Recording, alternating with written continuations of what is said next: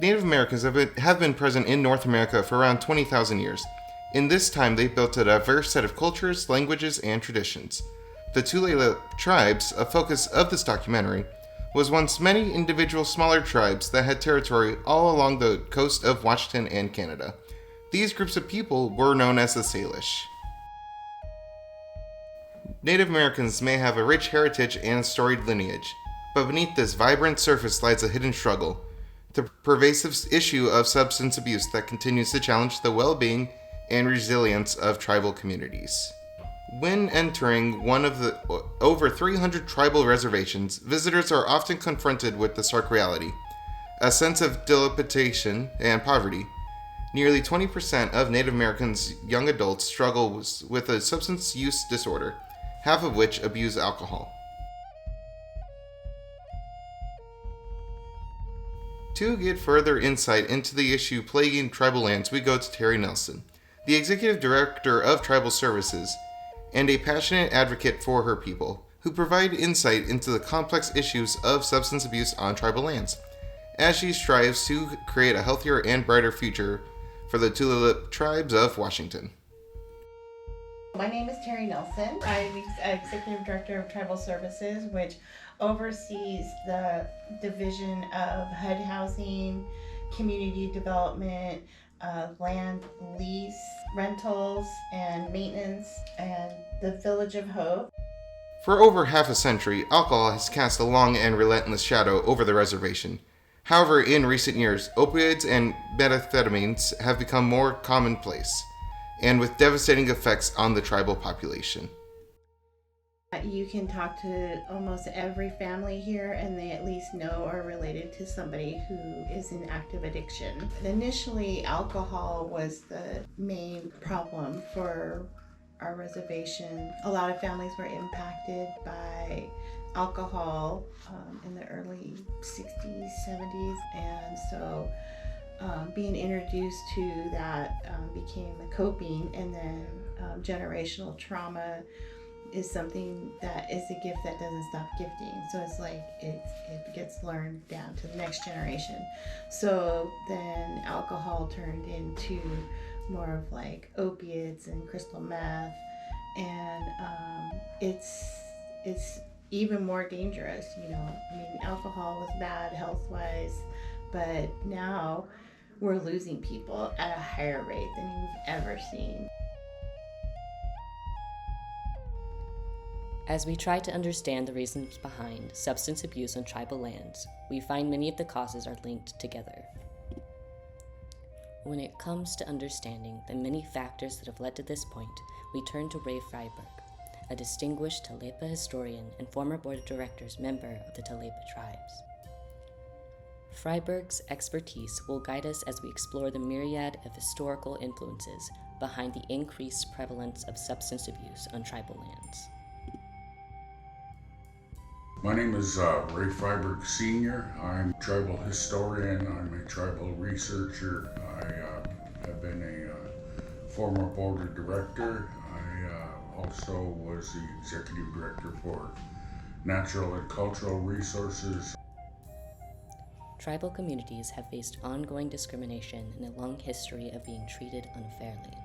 From being forced from their land and onto reservations mere fractions the size of their previous territory, to having treaty-guaranteed rations withheld until tribes gave even more of their land to the government, Native Americans were intentionally impoverished. With the coming of the treaties, and they said that all of these things were going to be given to the tribes, or we're going to build a hospital and a school, and teach them blacksmithing and agriculture and all of these different things like that. And we would always have our right to fishing, to hunt, and different things like that. But once they moved us to the treaty, that all ended. It was all falsifications. They for the biggest part, they were just utilized as a mechanism to kind of get us onto the reservation. So, you know, the first traumatic instance that the Indians suffered was the loss of their land. The suffering wouldn't end there for natives, however, as the government used this forced poverty as an excuse to separate natives from their families using the Indian boarding schools. Native American children sent to these schools would have their culture forcibly erased, including their traditions, their language, and even their own names. Many of the survivors would return home and be unable to speak to their own family. The schools themselves were probably more in the realm of a place for like prisoners of war, and it was the children that this was thrust upon. The cultural identity was stripped. They would cut their hair. It was against the law to speak the language, to perform any singing or any dancing, and it was punishable by imprisonment. So, the loss of spirituality and culture and our own way to raise our children, and then our children being thrust into these schools and treated the way that they were, really created a massive trauma. Extreme poverty is also common on tribal lands, which plays a significant role in their lives. 1 in 4 Native Americans suffer from poverty, the highest rate of all racial groups. Unemployment rates on the reservations are 50% and have remained stagnant for decades, irrespective of the national unemployment rate. There never was any job opportunities to speak of here at the reservation. We made all of our money and put the food on our tables by continuing to fish or to hunt and stuff like that. But essentially, everybody here on the reservations were pretty much welfare recipients. From the painful legacy of Indian boarding schools and family separations to ongoing discrimination, disenfranchisement, and poverty, these challenges have left lasting scars on the emotional and mental well-being of Native American communities. Part of the thing when we say generational trauma, it started, got this bad behavior thrust upon us, and it kept going along with the alcoholism and different things like that. As we move from examining the historical causes of substance abuse in tribal communities, our focus narrows as we magnify the impact this epidemic has on relationships. We now explore the ripple effect of addiction, delving into the ways in which substance abuse can strain and fracture the connections between individuals, families, and communities. In order to delve into the personal dimensions of this complex issue, the voices and experiences of an anonymous source who has bravely chosen to share their story will be used. By shedding light on their experiences, this individual will provide us with an intimate perspective on the challenges faced by those living with or around addiction, offering a deeper understanding of the human impact of substance abuse on tribal lands. First, we explore the heavy emotional toll that addiction can cause on families and friends, as well as the complex emotions those can be felt. I have witnessed firsthand the effects of substance abuse in both my family and others living on the reservation. It ranges anywhere from physical harm to themselves or others, and to poor health conditions. In the worst case scenario, they would die. An emotional toll isn't the only damage addiction can cause on families and friends. We now examine the disruptions to family dynamics caused by substance abuse, shedding light on the potential for neglect, enabling behaviors, and codependency that can arise within families affected with addiction. I've heard stories from others where their friends would be under the influence of some substance and would either say or do something that would end their relationships. I also had something similar happen between me and my father. My father and a few cousins of mine have suffered from addictions. This experience changed my personal views of my father, and those cousins differ. Some have passed, and I no longer converse with them, or some have tried to get me to join them, and I've since cut them out of my life. There are a few who've changed themselves for the better, and we still talk. Access to recovery resources can be limited. Often Often those who are addicted are unaware of the services that are available to help them. This is only exacerbated by the fact that most media attention on the issue is negative, and it often doesn't receive the full support that it could. I know of one facility, a rehab, that my father went to for recovering addicts. I feel like addiction receives the attention, but it doesn't receive the support, and most of the attention is negative. I feel maybe more advertisement of these programs and facilities would help support those who are addicts. They are quite hard to locate, and I haven't heard of any other programs or anything of that sort besides the one that my father tried. It can take its toll on families and friends in various ways. Although the specific consequences of addiction may differ among individuals and families, the overarching theme of relationships being affected by addiction remains a common thread in all cases. With a deeper understanding of the challenges and complexities surrounding addiction and its impact on relationships, we shift our focus yet again, this time to the aid that is provided to help those through their journeys.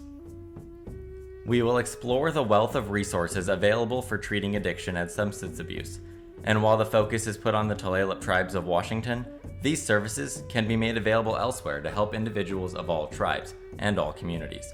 These resources that are offered to aid in the recovery of addiction is often the only beacon of hope and resilience for those affected by addiction. One resource that is offered to tribal members is mental health support.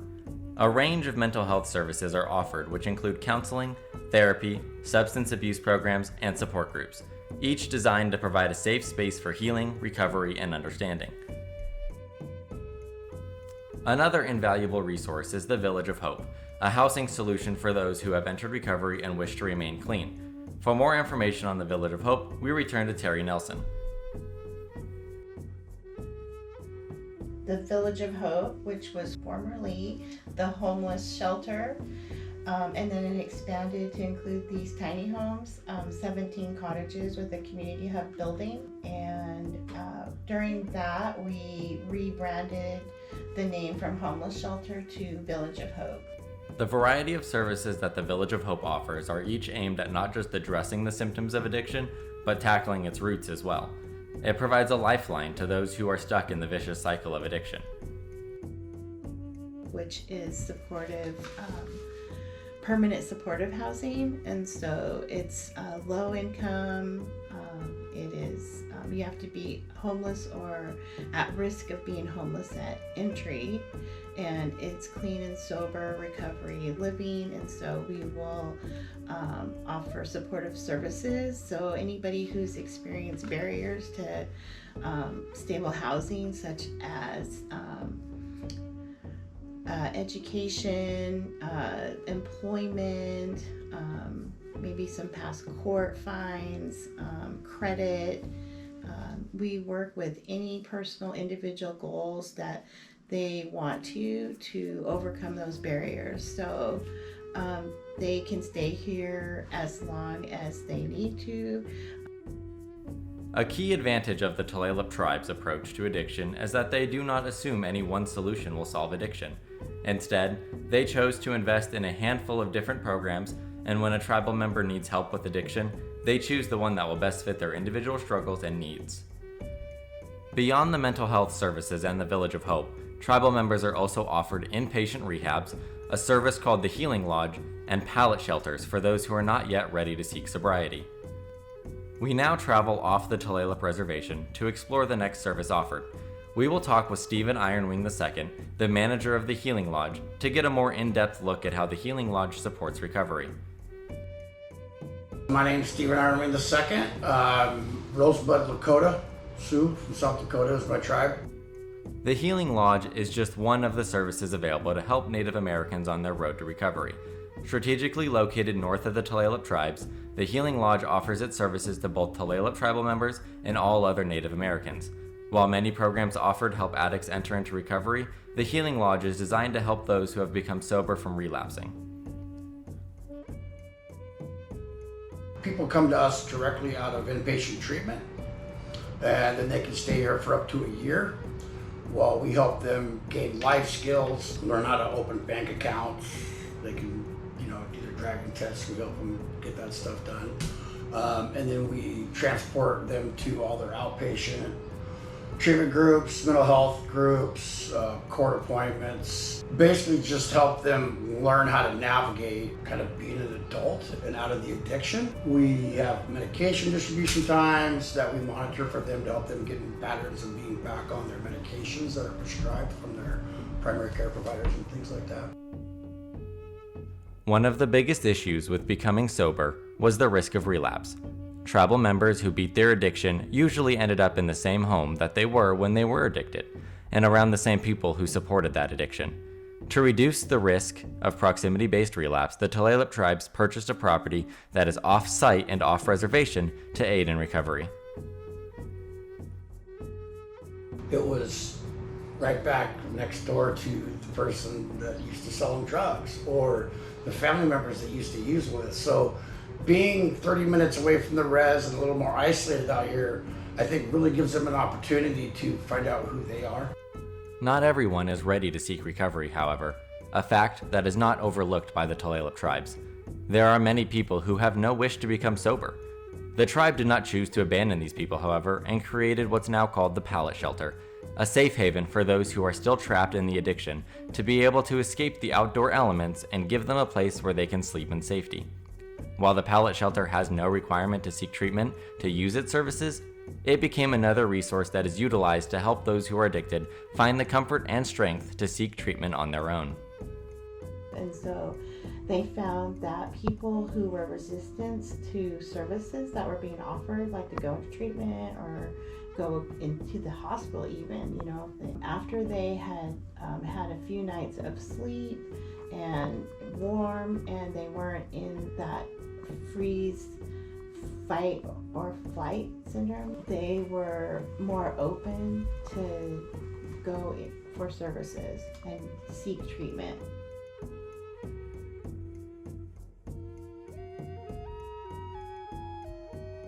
Throughout this journey, we have explored the issues of addiction and substance abuse on tribal lands. First, we explored the Native American history and the causes of the abnormally high addiction rates. Then, we explored the impact addiction has on family and friends, and the many consequences that addiction has on personal relationships. Finally, we explored the various resources that used to support those who suffer from addiction. We listened to the stories of those who spent their life diving into Native history. We listened to the struggles of those who have watched over and destroyed themselves with addiction, and we listened to the battle cry of those who dedicated their lives to helping improve the lives of those who suffer from addiction. The uphill battle that natives must fight is a difficult one. Through this struggle, however, we still see the true strength of the Native American communities. The unwillingness to give up in the face of great adversary, the resilience to fight to keep their cultures and traditions alive, and the resolve to keep moving towards their goals. As we move towards the future, let us remember and celebrate not only the stories we heard here, but the stories of the countless others who fight silently every day to achieve a brighter future for all Native Americans.